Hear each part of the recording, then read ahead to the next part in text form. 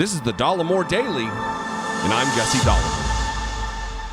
One of the most, to me, the most bananas aspect of Donald Trump coming on the scene and just overwhelming the Republican electorate and putting them under his trance has been the absolute bamboozlement, if that's a word.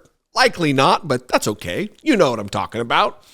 The absolute bamboozlement of the Republican electorate about Donald Trump's particular deeply held religious beliefs. I've said many times, I know people, parents of people I grew up with, who truly, legitimately believe Donald Trump is a mighty, righteous man of God who attends services every single Sunday, that he is an actively devoted religious character. It still cracks me up. So when I see clips like I'm getting ready to show you from a recent town hall with Fox News, Sean Hannity show, it shouldn't surprise me. It shouldn't be jarring for me. And it's not because Donald Trump's a liar. But what is shocking to me is that so many Republicans, because I guess they want to believe it so badly, they'll convince themselves of the lie. They'll watch him be asked a question about his specific personal faith journey, and then when he does not answer it at all, they're convinced, oh yeah, look at that, he's a Christian. Anyway, watch this very bizarre moment, and I want you to specifically, maybe this is some media education that maybe you don't need, but listen to the question that the woman asks. Like, what is the question? And then listen for an answer. Listen for anything that even is adjacent to an answer to the question that she asks. Watch this.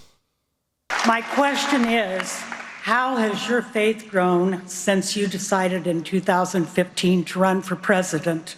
And who has mentored you in your faith journey? Great question. It's such a great question. You know, I've seen so much heartache and turmoil. I was a developer and I did other things, and you know, I had a wonderful life before all this stuff. I didn't know what a grand jury was. I didn't know what a subpoena. What is a subpoena? I had a wonderful life. I'm so glad. They were asked me the other day a little different question. Are you glad you did it? You had a great life. Are you glad you did it? I couldn't be more glad. I am so happy I did it because I've made America great. We can do it again. Right now, we are not a great country. We are not a great country. But I've gotten to know, because of this, evangelicals, I know so many people, and they feel so good about themselves and their family, and they base it on religion. I had never had that kind of an experience where I got to know so many. And Franklin Graham and Paula White. I know so many people that are so incredible, religious people, and not just Christians, not just evangelicals. When I look at the Catholic faith, you take a look at what the FBI, but look at what the FBI is doing to Catholics. They've made them like the enemy. They've made them, it's horrible. How could a Catholic ever vote for a Democrat or a guy like Biden again after the experience that they're going through? But I've met some of the finest people that I wouldn't have had the privilege of meeting if I weren't president, and they're religious leaders, and they really are incredible people. Yeah, what is a subpoena? He didn't know before. So first, the questions that were asked were very simple. One, how has your faith grown? Your faith, Donald Trump, your personal faith, how has it grown?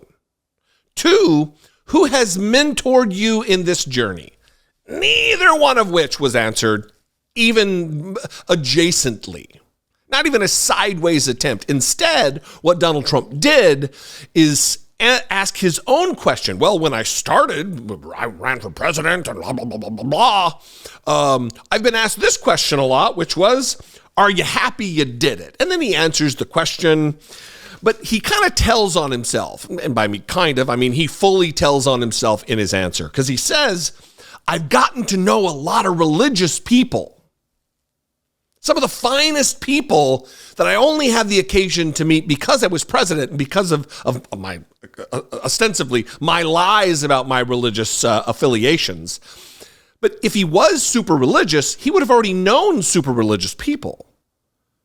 And in spite of this, Republicans still, they're so desperate to think he's religious. They're so desperate to believe he is in their group and they are in his religiously that they'll buy it when he never said he's religious. In fact, remember back in the campaign when he was asked, what's your favorite scripture?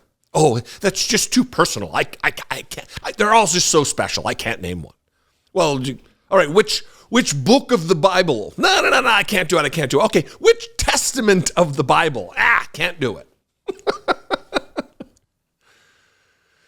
I don't know if it's motivated reasoning. I don't know if it's just gullibility. I don't know. But it is very bizarre that we are where we are. They erect literal golden statues of Donald Trump at CPAC, and Christians sidle up and get a picture next to the golden statue.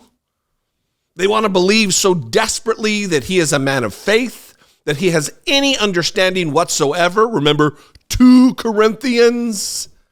He holds up a Bible after having gassed peaceful protesters in Lafayette Park, right, just north of the White House, a block away.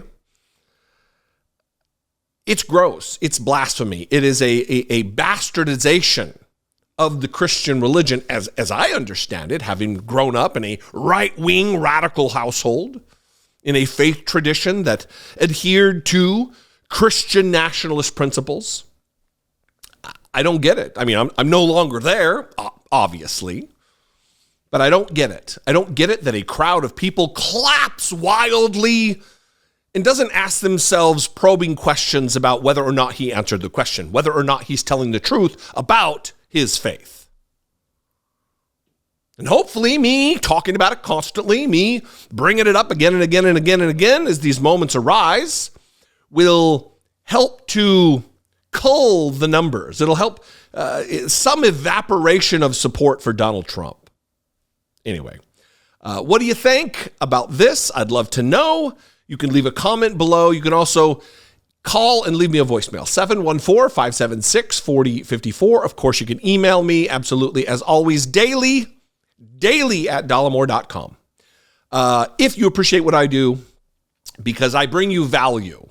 If I'm just a guy on YouTube who you see once in a while and I don't do much for you, don't worry about it. But if I do bring you value, please consider supporting my work. Click the join button below, and for $1.99 a month, you can become a channel member, or you can click the super thanks button for immediate injection of support. You can also go over to patreon.com/IDoubtIt podcast. I love you guys. I appreciate you very much. Thanks for your time and your attention and your passion. Follow me on social media. I am at Dollemore on all of them, at Dollemore. Just search at Dollemore in your browser, and I'm sure something will pop up. And if you are a member of that particular social media platform, you can connect with me. I'll see you next time. Until I do, be genuine and take care of one another.